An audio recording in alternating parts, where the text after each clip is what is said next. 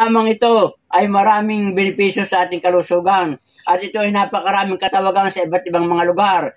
Ang sa ibang lugar, ang tawag dito ikmo, buyok, mamin, at sa English naman ay bell pepper. At ito mga kabayan ay mabisa sa ating kabagsatian. Kung sumasakit, ang ating gagawin, ating idadarang sa apoy, papahira ng coconut oil o olive oil at saka natin itapal at ating palitan kada 4 na oras at makakaasa kayo maibsan yung ating karamdaman. Kung kayo naman ay may singaw, ay pwede nating nguyain ang dahon nito at ating lungukin yung patas at ito makatutulong din na gumaling agad.